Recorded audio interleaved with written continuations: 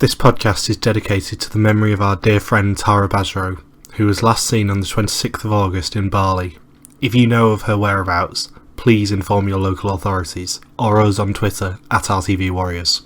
And Tara, if you're listening, please come home. We miss Wu.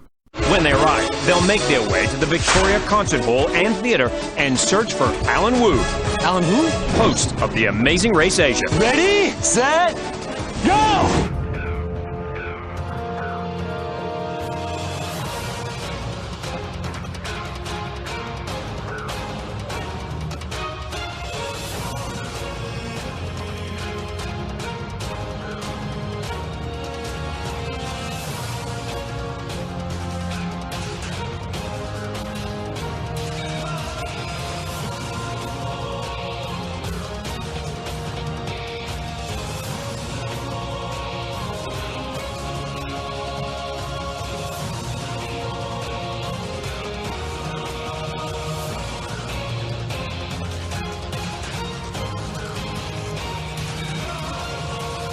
Welcome to the 10th and final wonderful episode of your team member, the Amazing Race Asia podcast from Reality TV Warriors. My name is Michael Harmstone, and joining me for the final time this season is the Canadian whose smile is irritating me right now, Logan Saunders. Morning. Good morning, and fun fact, we are actually recording this on Sunday as well, for both of us, because I'm releasing this later today. We're recording it on Sunday. It's like 1:30 for Logan in the morning. And in like 5 hours, he's going to be flying to come and see me. Yay! Yeah, it is 1:46 in the morning right now, and I figure I'll have to be up by 6:30. So 3 hours of sleep tonight, probably, at the most. And he'll be like a kid on Christmas morning because he'll be flying to see me. Yes, the 24 hours of travel time, that anticipation will just kill me. Well, I've already sort of hinted that there are presents coming. There's a card waiting on your bed from our good friend Michelle, whose card for me still hasn't arrived. She said her priorities right. Yeah, she did. And your present from me is going to be early because it's what we're doing on Friday night that, surprisingly, 2 people on the podcast know about and you still haven't got any wind of. No spoilers, I guess. Oh, no. I've sworn my parents to secrecy as well. They're not allowed to tell you either. I see. It's something you'll enjoy. So, 10 weeks ago, Lisa and Nicole couldn't point themselves in the right direction and were eliminated at the start line in wonderful Jakarta. Ray and KG got stuck in 10th place in Bogor. Brandon and Alphaeus' strings got cut in Bandung. Vicky and Rachel fought their way to 8th place in Phuket. Alex and Will got themselves stuck in 7th place in Ho Chi Minh City. Tom and Anita were left hung out to dry in Vegan. JK and Mike slipped out in Yogyakarta. And Louisa and Treasury were the victims of the first ever yield turn in Banyuwangi. And after 6 countries, 12 cities, and over 12,000 kilometres, we have our winners, Philippines Beauty Queens, Farul and Maggie. Are you happy? Considering a week 1 prediction completely held up all the way through to the end of the season, yes. Although it's funnier when I'm wrong, especially at the very last second. Yeah, I knew that Eric and Rona got 3rd because Facebook spoilt me. And I didn't know who came first and who came second, and I was watching the episode just going, come on, Parul and Maggie, don't make us look like fools. Come on, Parul and Maggie, don't make us look like fools. Because I genuinely wasn't sure they were going to win. Yvonne and Chloe came very close. Meanwhile, I think I made some pretty bold statements in regards to Maggie and Parul's winners at it since day 1. Up until the episode, I was really, really convinced they were going to win, and then I just sort of watched it going, are Yvonne and Chloe actually going to win this? What the hell? Especially with the way Chloe was walking around with her ankle. That's got to be the most immobile I've ever seen a contestant during the final episode. Because usually contestants who are that injured, especially in a competition where there's a ton of running each day with heavy backpacks, people like that are usually out way earlier in the race, not, in the final leg. And one thing we do have to mention is hello to JK and Mike, and this is like a show trade because I appeared on their show on Friday. Well, you made a cameo on their radio show? Yeah, you know how I asked you for questions? Oh, yeah? Yeah, I sent like 30 of those over to JK. I'm pretty sure, I haven't heard the audio yet, I'm hoping he's going to send it me tonight my time. But I recorded some of them for him, and apparently they got played out. Rona didn't know a thing and was very surprised, apparently. Oh. She was surprised at 9 o'clock Singaporean time with my wonderful dulcet tones when I was still slightly ill earlier in the week. Wow. That actually happened. Yeah, it actually happened. We did indeed make a cameo on the Power FM breakfast show. Did any of my stupid questions get through? Well, I sent them all through as a list, but he sent me back an email saying, "Can you record some of these?" And the Longanisa question was still in that list, so I think that might have been asked to Parul and Maggie.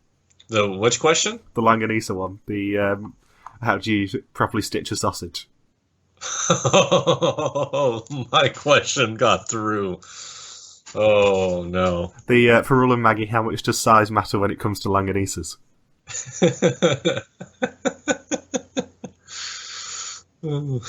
Yeah, hopefully I'll have the audio to play for you by the time you land here tomorrow. Wow. I was hoping he was going to send it me early enough so I could include it in the in this podcast, actually. So that we could just have clips. And another thing I have to mention, everyone at RTV Warriors expresses a huge apology to Eric and Rona for saying that Parul and Maggie called Rona Auntie. Instead, it was Big Sister in Tagalog. I mean, I'm just going to commit seppuku now for getting it so wrong. Someone actually complained earlier about that. Just a random fan? Yeah, there was a comment on our last YouTube blog saying it's Atty, not Auntie, meaning Big Sister. Well, now they're just... Is there really that much of a difference? Yeah, in case you haven't noticed, English. Don't speak Tagalog. Auntie and Big Sister, that's very close to being the exact same thing. It's the same sentiment. Huh. That's what I don't get. Why would you pull us up on that when we said so much more offensive things last week as it is? Yeah, just know your kinship linguistics, Michael. Yeah, life's not worth living when I'm just so wrong all the time. So, previously, 5 teams raced to Banyuwangi after a gutting use of the salvage pass, eliminating Lisa and Nicole for the final time. 4 teams raced up a volcano to use a yield. Parul and Maggie got there first and forced Louisa and Treasury to the back of the pack, compounded by Eric and Rona also U-turning the Indonesian favourites. Despite their best efforts, they were the final team we eliminated, leaving Eric and Rona, Parul and Maggie, and Yvonne and Chloe to fight for the crown. Yes, and considering 2 of the 3 teams are beauty queens, it's very fitting that they fight for a crown. Deliberate pun, Logan. And teams must now travel by ferry to Bali and make their way to Pura Dalam Pengenbek to search for their next clue. Caution, yield ahead. No. I really wish they would have thrown a yield in there. Maybe for Amazing Race Asia 6. And was there no hours of operation? Were Eric and Rona just allowed to get an early lead? I don't think there was, because their ferry left at 4:30. So I'm assuming they must run the ferries all day and all night, unless the start time was deliberately tailored to that. But I'm sure someone can tell us, now they're out of contract. The racers tell all, minus Chris Harrison. We know how we always mock the Harpies from the Social for their terrible reunion efforts. Maybe we should do our own reunion show for Amazing Race Asia. That would be a clogged audio, I think. That'd be a fun edit. Unless it was like each team individually, I guess, for a few minutes at a time. Yeah, I was going to say the problem with that would be the fact that they all met up in Singapore this week. So they all would be able to, collaborate their stories. Everyone just shouts over each other. Yeah. I feel like an Amazing Race Canada recap show. Actually, I'm surprised at least that, what are their names? Lisa and Nicole? I'm surprised that, they were even got to be reunited with all the teams in Singapore. I'm assuming you saw the picture that JK sent us then. Yes, I did. I was at work and just pissing myself laughing when I saw that. I was like, oh wow, we're actually famous. The thing is, I think it was only basically me and JK and Mike who actually knew that I was going to be appearing on their show in pre-recorded form. So it's a pleasant surprise for everyone. I'm looking forward to hearing the audio. And Eric and Rona say that they are excited for the opportunity to race in the finale. And Yvonne and Chloe want to win for Malaysia. So they're taking over Louisa and Treasury's mantle of Malaysia, Malaysia, Malaysia. They have that CEO from Great Eastern Life, just supporting them. As well as Sabrina and Joja. I love the CEO of Great Eastern Life and all his adverts. He seems like a complicated man. As he sits on a park bench. That's what he does on his Sundays. get away from the office, from all the politics and all those insurance policies, and just sit on a bench and just feed the ducks. That's what CEOs love to do. He does seem like the sort to just sit in a park doing nothing. Just stare into space. He's probably thinking like, wonder if Yvonne and Chloe won the Amazing Race Asia Season 5. I'll just ring up my best friend, Deputy Minister Patana. He'll tell me. Was that him at the finish line? Yes, it was. Yes. I was thinking, wait a second. That can't be him. I barely remember what he even looked like at the start of the race. Yeah, it was Deputy Minister Patana. He appeared in half as many episodes as Tara Bosro did. No. Like, Tara Bosro couldn't even congratulate people at the finish line. It had to be Deputy Minister Patana. I know, I love that Tara Basro didn't even appear at the finish line. I thought she was supposed to be the greeter in every single Indonesia leg, but evidently not. This is the first time, too, where there's a greeter at the finish line. I mean, you could technically say that Amazing Race 28 had one with the string quartet. Yeah, but I don't know if that really counts. It's not like they stopped and said, "Oh, welcome to Santa Barbara with Patana here." He's like, "Welcome back to wonderful Indonesia," and he was right into it. And Eric and Rona get their own ferry at 4:30, and Perula, Maggie, and Yvonne and Chloe go at 20-5. And once teams get to Pura del Pangenbeck, it's an active route info, which is to assemble a Balinese panjor to the satisfaction of a holy man, and then carry 2 panjors to a marked area to get their next clue. And this is where the episode just starts getting dirty. There was a lot of suggestive remarks made around this time, especially because when you have to climb up and down a pole, the first thing you think of course, is Jess and Lonnie, where you think, man, if they were in Season 5 instead of Season 4, this finale would have been in the bag for them. And of course, the second thought is, man, I bet Jess wished that she never advertised that she was the manager of a strip club, because then she wouldn't have let Logan Saunders make all those jokes about it. Just things like that. If I hadn't already remixed the face cream clip, I think this episode probably would have taken the bacon. Because we have wonderful things like "Come on, love, stick it in there" from Rona. And my personal favourite from Maggie, "Babe, get the zip ties ready." There's some more from Maggie and Perula later on. I don't think it was the pole task, though. I think it was another task where I was just started giggling. I think Yvonne and Chloe may have said some things too. Well, the pole task did have, if you can reach it, just yank it, pull it already, from Maggie as well. Yes. Said without the proper inflection, but still. And about 5 extra babes thrown in there too. Babe, babe, babe. It's like Rob and Kim back again. Yeah. It's the remix. Remix! Perula and Maggie are basically the Rob and Kim if they won. Babe, babe, babe. Babe are fools. Somehow, Yvonne and Chloe, they're actually in this leg. Yeah, I mean, not so much when they start dragging the panjors everywhere, but they're in this because Perula and Maggie get stuck in traffic. With a lot of the taxi drivers were trolling the remaining 3 teams. They really were. The one guy just was laughing at Maggie and Perula, and that's just rude. And just refusing to go faster. Like, Maggie and Perula were like, go faster, buddy. And then he just started laughing and said, no, I'm not going to do that. And then, of course, Eric and Rona got a taxi driver where the guy just gave this most bewildered look and just said, I don't know, like 2 or 3 times, as if he didn't know what his job was or occupation. He didn't even know why he was sitting behind the wheel of a car. Well, apparently most of the inner city roads have a limit of 50 kilometres an hour in Bali, which is why they refuse to go faster. What if anybody's ever mixed up Bali with Mali and got a really bad vacation out of it? I'm sure some of the earlier Amazing Race teams probably did. Just to end up being kidnapped by Boko Haram or something like that in Mali.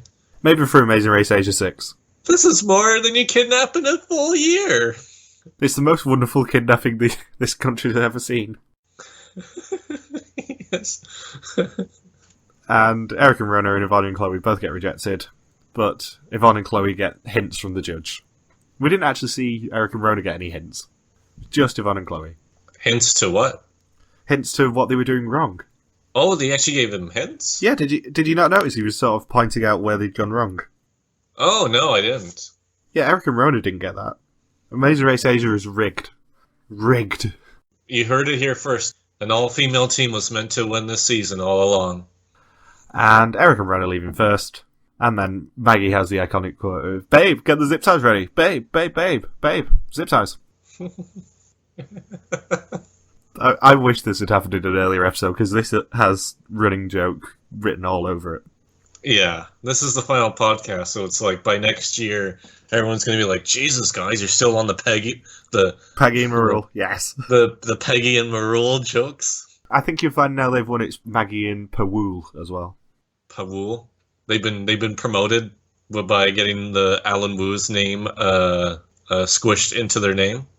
And Yvonne and Chloe get another rejection and a hint, and then Perul and Maggie get rejected. And then Perul and Maggie leave in second, and Yvonne and Chloe leave in third. And teams must now find Taman Inspirasi and climb a Panjat Penang, a greasy pole, to receive the next clue, in exchange for a marked prize each. Which is a duck. It is. A duck or a box or a hat. The three biggest prizes offered in all of Bali, besides the $100,000 US. So if you missed out on winning anything in the previous 6 or 7 legs, well, you're making up for it now. It's better than 100,000 Canadian dollars. Yes, it is. And I really cannot believe that we're still talking about him 18 months later. Well, he was a crazy Quebecois guy who invented a kayak sport, and apparently disagreed with how he was compensated for it with production. Yeah, I had to explain to Mark last night about the crazy Quebecois kayak hockey guy. Because apparently he'd never been told that before. Despite the fact it's one of my favourite things ever. How did he not know about the Quebecois failed Dragon's Den contestant turned Amazing Race Canada sponsored kayak hockey guy? And after a brief struggle, Rona does manage to climb the greasy pole. Impressive. I mean, I'm just thinking of Tim and TJ now having to climb a greasy pole, but... Callback. Genuinely, that was my first thought. I thought, we can get Tim and TJ joke out of this. Out of the alleged 300th leg of the Amazing Race. Yes, the quote-unquote 300th leg. I can't believe they referred to that Malta leg as the 300th leg when it was clearly 304 or 305. What up with that? Yeah, regardless of how you count the legs, it still wasn't the 300th one. You're wrong. You're wrong, okay, so shut up. And we do get another interesting quote from Perul and Maggie, which is, "Babe, do you see any poles?" Considering that there was, 3 out of the last 4 teams are all female, they may be tough to spot. And Eric's reaction when Rona comes down is just my favourite. It's just a booyah! I hear that's an expression in the Philippines. It actually means boo, yes. And it's very important to distinguish that, considering what happened with the Big Sister and Auntie folly that you made last week.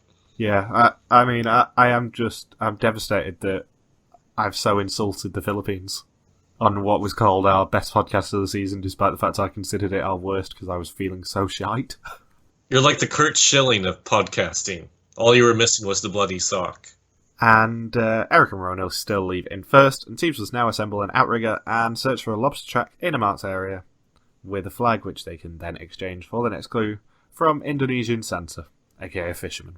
That's Indonesian Santa Claus? Yeah, did you not notice he had a Santa hat on? They must have known that this was going to appear the week before Christmas. I can't picture celebrating Christmas in Indonesian climate and then wearing like Santa hats when like here in Canada you'd associate with that with snow. Like for the past 2.5 weeks, it's been minus 15 degrees here. It's ridiculous. Minus 15. It's slightly warmer here. It's like, I checked a few days ago and you guys are at 12. Ridiculous. Yeah, it's unseasonably mild at the moment. It's 4 at the moment. Is that the lowest it gets down to? No, we usually have snow by this time of the year. And yeah, teams must now assemble an outrigger and search in a marked area for a lobster trap with a flag, which they can exchange with Indonesian Santa for the next clue. And I do always think when I'm listening to Singaporean radio that it must be really weird celebrating Christmas in a warm climate, because their climate goes from like 28 to 35 degrees Celsius, and that's it. Always summer, but rarely Christmas. Yeah, I mean, this morning I actually heard a joke that we'd have to pray for snow in Singapore, because for some reason I still woke up to Power FM. I genuinely did as well. And Chloe slightly struggles with her ankle on the pole. And then Maggie tells Prule, if you can just reach it, just yank it, pull it already. Wait, isn't that a line from one of Tara Basro's films? Well, some of her early work, I believe, yes. More experimental, I would say. Yeah, wasn't that from her trip to Amsterdam?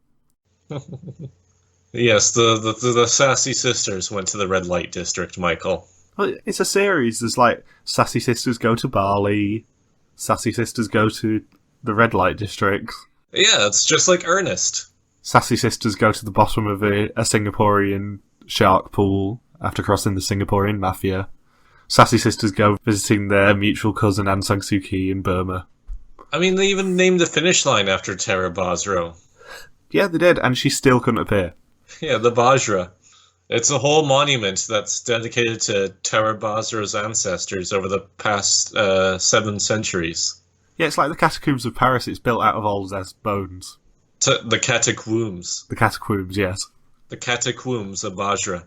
Balinese catacombs. And Frul and Maggie leave the pole test second, and then Eric goes solo building the outrigger, and Vaughn and Chloe leave in last. And after 10 weeks, Eric has finally adopted his slight Australianness and called someone mate. He was trying to hold on the whole season without doing anything stereotypical, but he caved in when the pressure was on and just being a couple hours away from the finish line. I mean, he still didn't describe any task as bloody ripper. Or claimed that a dingo ate his baby. Or befriend someone and call them the C word. Or other stereotypical Australian things that will get me in trouble. And Perul and Maggie basically win the season here by realising there's no judge and they just have to be able to paddle their outrigger. So they end up actually going into the water first. That's kind of weird that they were expecting I guess most tasks like that, you expect a safety judge before they let you, go out into the ocean. But it was a complete sort of distraction technique anyway, because the water was way too shallow for anyone to paddle anything. I wondered how much you could cheat with in terms of paddling to the route marker and back. If you were able to get out of the boat and just pull it towards the clue. I think Eric and Rona were probably at a massive disadvantage on this task. Just because it would have been much tougher for them to balance, you're thinking? Well, and the fact that they are the heaviest team of the final 3. So it's going to go a lot further down and be a lot more difficult for them to paddle. I wonder what the weight differential is between Eric and Rona and Maggie and Perul. I'd say probably quite a lot. Probably Maggie and Perul combined don't even match Eric. I would probably also guess that. Now I'm expecting a Street Fighter fight where Maggie and Perul can fuse together and they turn into this weird Japanese RPG type monster to try and take on Eric. On that note, have you ever played No More Heroes on the Wii? No, I haven't. Oh, it's right up your street. It's very, very, very silly. But the sequel to that, conveniently titled No More Heroes 2, does feature quite a few mecha battles, one of which is a team of cheerleaders and the quarterback of the local football team fusing together to become a gigantic mecha. Interesting. Yeah, it's a weird, weird game. And Eric and Rona find the first trap, shortly followed by Perul and Maggie. And teams must now find Pura Salmon Tiga and search for the next clue. And did you notice when Perul and Maggie were leaving, there was a fly on the lens? No, I did not. I did. Well, 10 points to Gryffindor. That may or may not make up for my insult to the entire Filipino community by getting the word for auntie and the word for big sister mixed up. Yeah, you really fucked it up, Michael. I did. I'm just so disappointed in myself. So yeah, 3 very physical tasks all in a row. Screw you guys. Carrying heavy objects and attention to detail, climbing up and down poles, and now paddling. All in Bali. I can't believe I'm saying this, but I would have loved to see JK and Mike do that pole task. What are you doing, Mike? I didn't mean to flip us over several times. Swim for your life. The thing is, JK would probably end up hitting Mike on the head with at least one of the boxes from the pole task. He'd just pull everything down. I got distracted when I was touching the pole, because Yvonne and Chloe and Maggie and Perul were assembling the outriggers.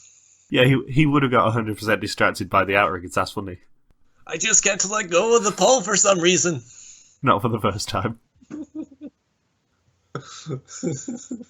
It's a good job JK likes us, isn't it?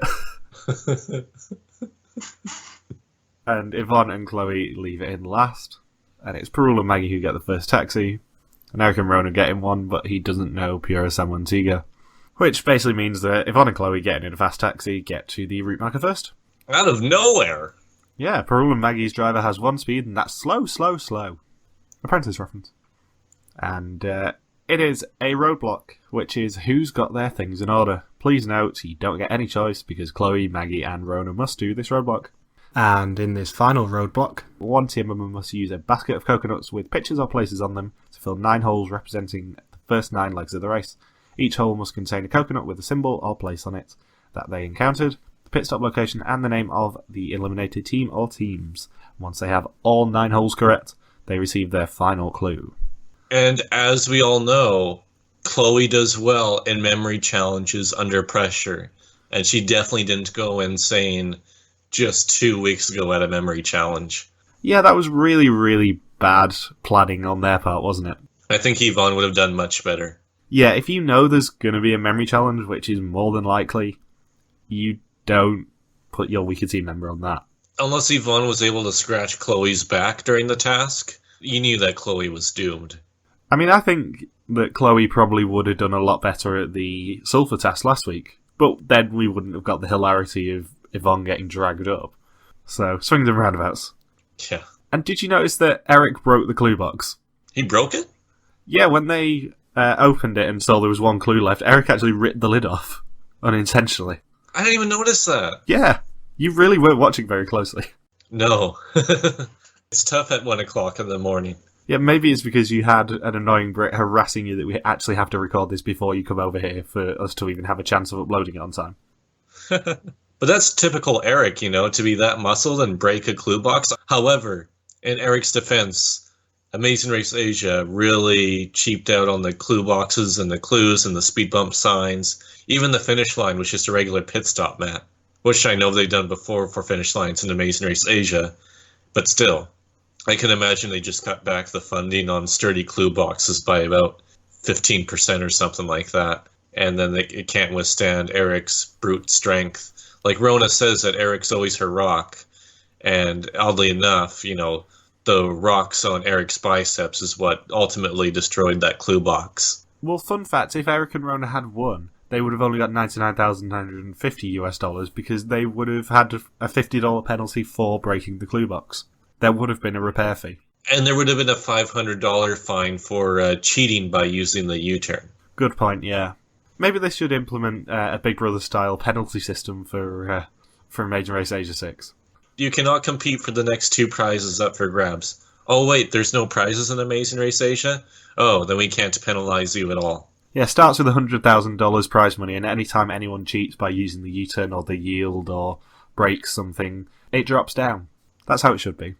And I think this season overall had the least amount of first place prize giveaways in decades.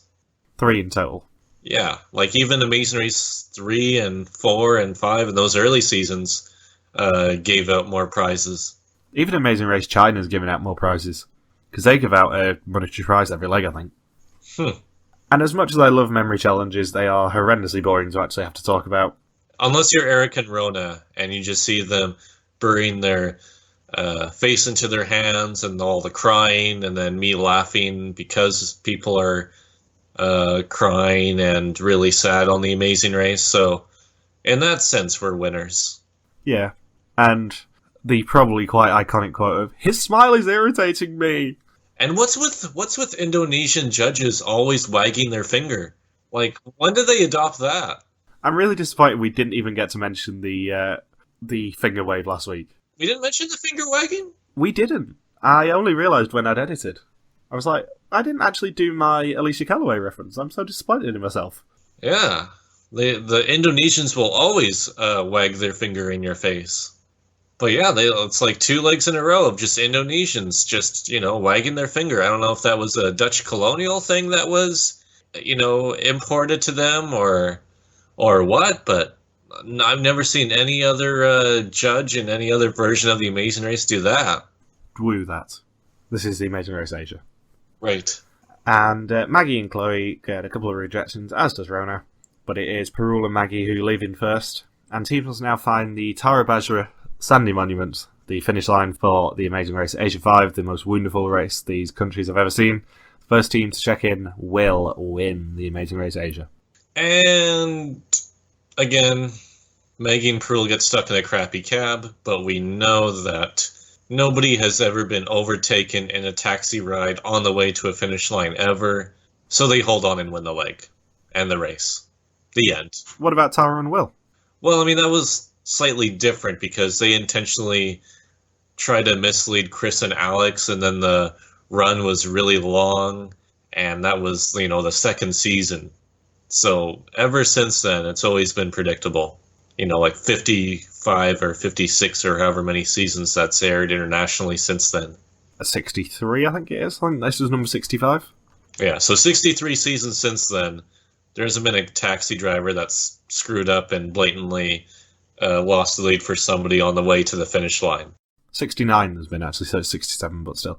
And I don't know if you saw your Twitter, but I've worked out we've done 103 podcasts, I think it is, since you last met me. Really? Since Vancouver 2 years ago? Yeah. Wow.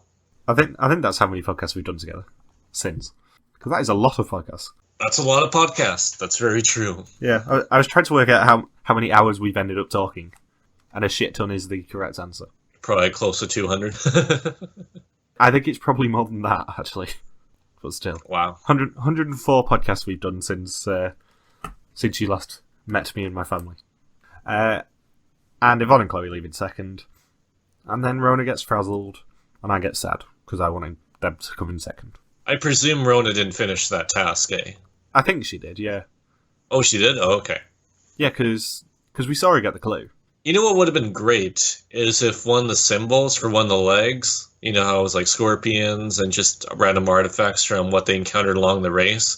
It would have been hilarious if one symbol just showed Alex or Will puking up that rice.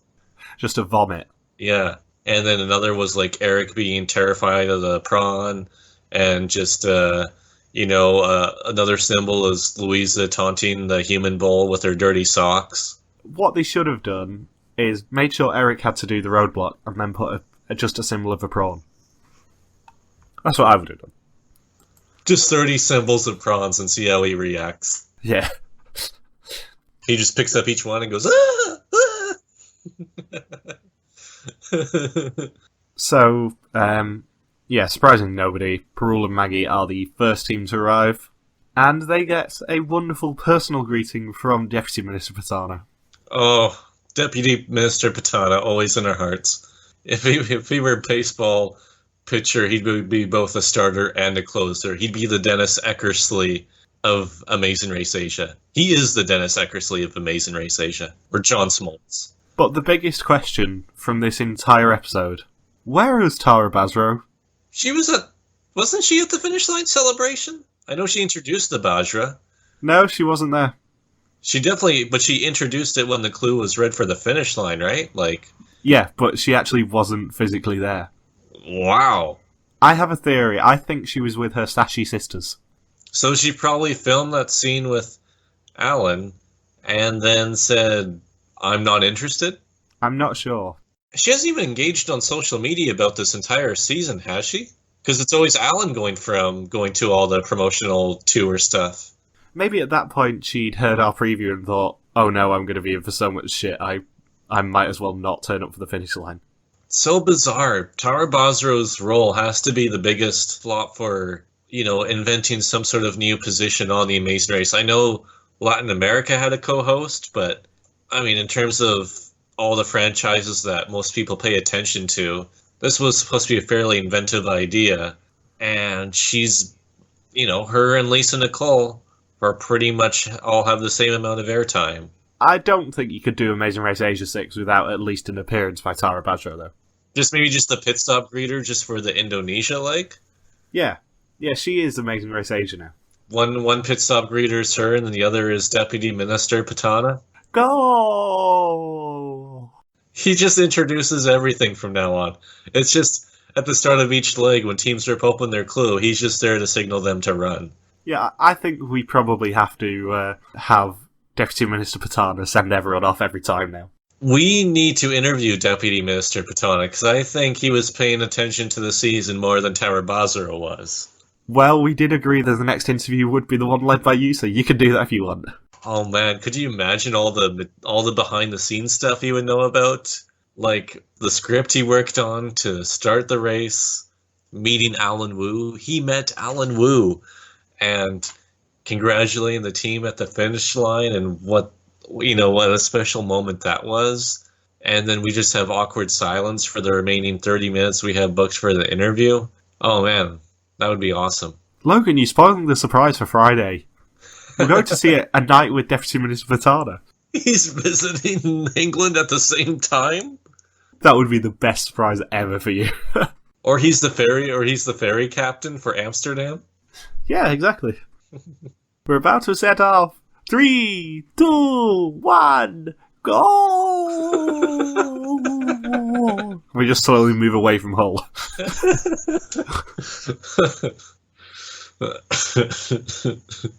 So, Megan Perul winners, yay or nay? Yay, because I like them. I like a lot of the teams this season. In fact, I don't think there's actually a team I hate this season. I mean, I know I gave JK and Mike quite a lot of stick, purely because it's hilarious and no regrets, but I don't hate anyone in this cast. Obviously, our Vietnamese lesbian queens should have won, but I'm happy with Perul and Maggie winning. Yeah, the only nay aspect to it is that editors made this so blatantly obvious from the very beginning for us to root for Maggie and Perul. I'm not sure you could have kind of done the story of them giving their money to Perul's dad without mentioning it, though. I guess to give it some sort of context by the end of the season.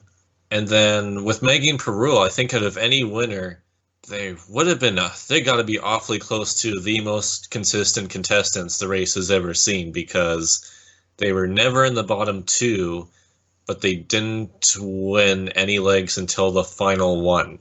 Their average would have been just below 3.0, so it's like as average in terms of winners as you can probably get.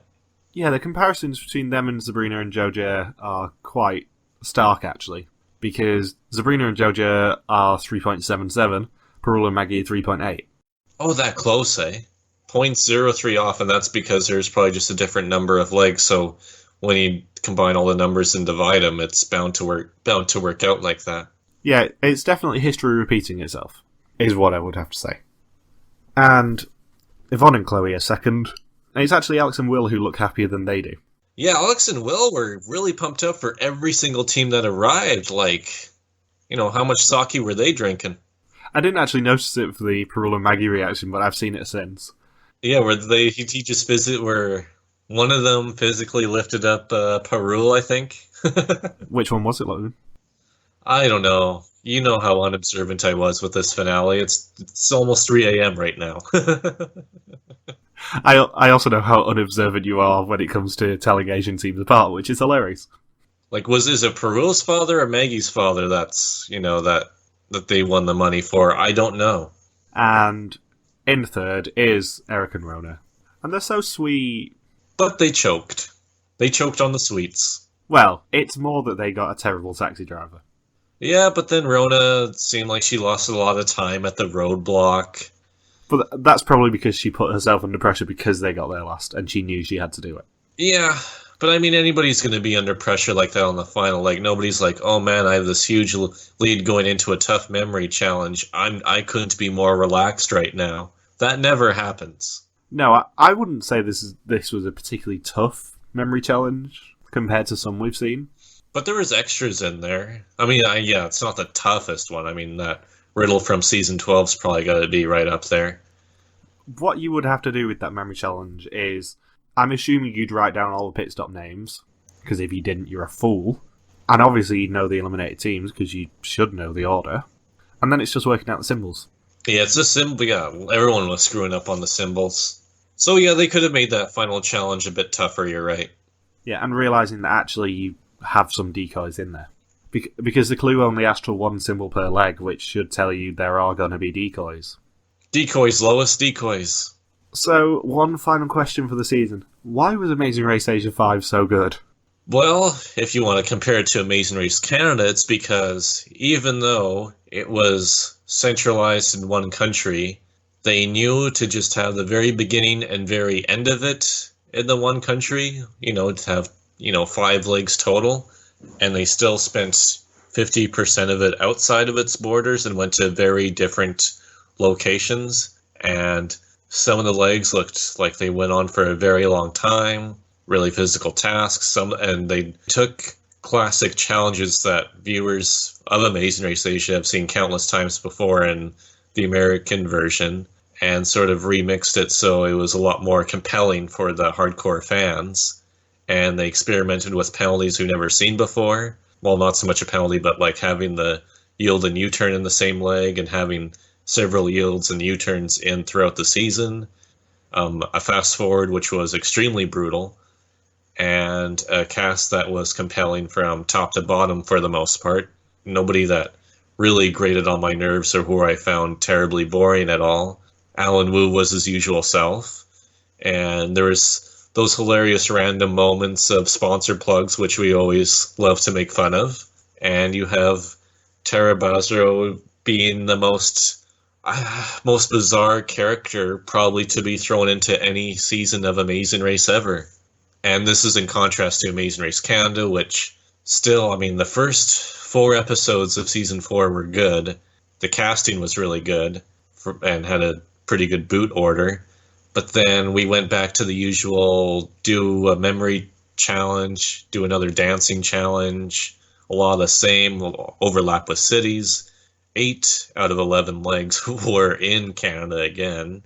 So, season 4 started out strong and then just completely went downhill. And then Amazing Race 28 had a few teams that shouldn't have been cast overall and just really shortened up too many of its rounds, and only had one self-drive leg the entire season. Amazing Race Asia didn't have really any self-drive, but with Amazing Race US, it should have been expected. So, and just its final leg's really weak design as well. So Amazing Race Asia, there's only like 2 weak points really with the whole season. But other than that, and of course it's 3 weaknesses. I forgot about their horrible, horrible season premiere episode.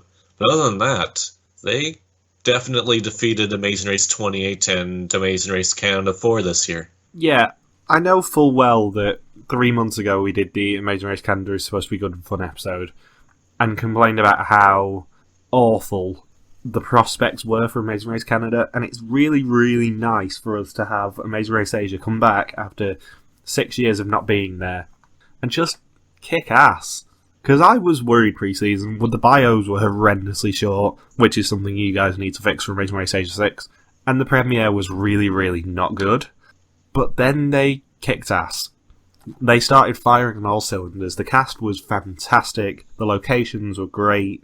We got introduced to the legend of Tara Basro. We got reintroduced to the legend of Alan Wu. We also got introduced to the legend of Deputy Minister Patana. Yeah, they're like Deputy Minister Patana, Alan Wu, and Tara Basro are like the Moltres, Zapdos, and Articuno of Amazing Race Asia. Well, Pokemon. But yeah, I think it just worked. It's just one of those lightning in the bottle seasons that you go, actually, this was great.